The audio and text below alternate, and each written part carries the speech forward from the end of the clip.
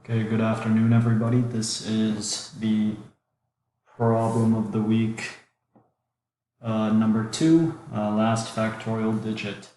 So I'll go through the problem and then I'll go through some code I wrote for the problem.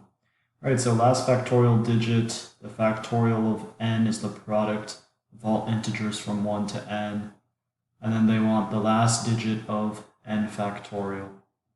So the problem is pretty simple.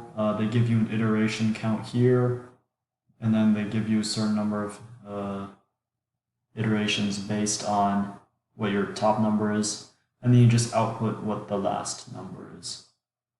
So pretty simple problem.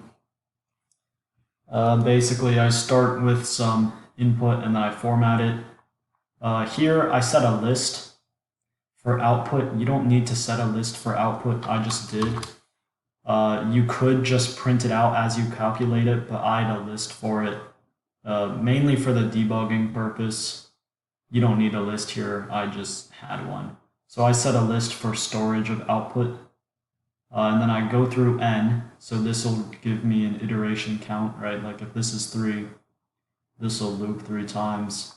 I grab some more input. That's the number that I need to factorialize, if that's a word.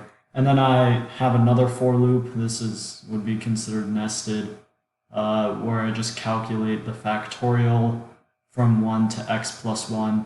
And I put x plus 1 here because the for loops in Python stop 1 before your ending value. So you'd need to go 1 after your ending value if you want that to be included.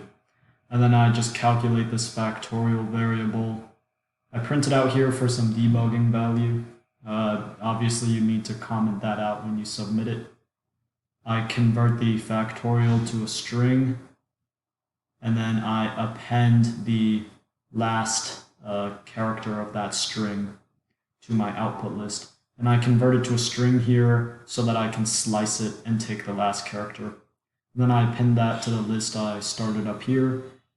After all that's been run, I print out the list, and then I go through the list and I print each element of the list. So we can look at some of this output. All right, so here's the input, and then it'll print out the factorials here, and then you have a list output here, and then here's your actual output. So we'll comment out the debug points and then see how it runs. Okay, so you got what you expected, which is 1, 2, 6. We'll try the other test case. This is probably one of the easier problems.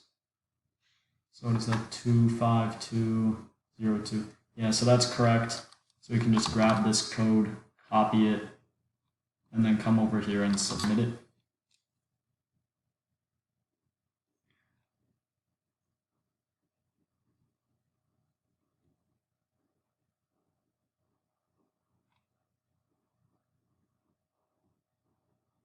Okay, so the code worked. Obviously, it could have been a bit shorter. You didn't need a list here. I just had one for debugging value. So, you really didn't need the list. You could have printed it out after it calculated, like right here. You could have just printed out the slice of the string, but I had a list there anyways. If you have questions about this problem, you can email me at aywang2, and then all that students, wcpss.net stuff. My inbox is open if you have questions. Other than that, that's it. See ya.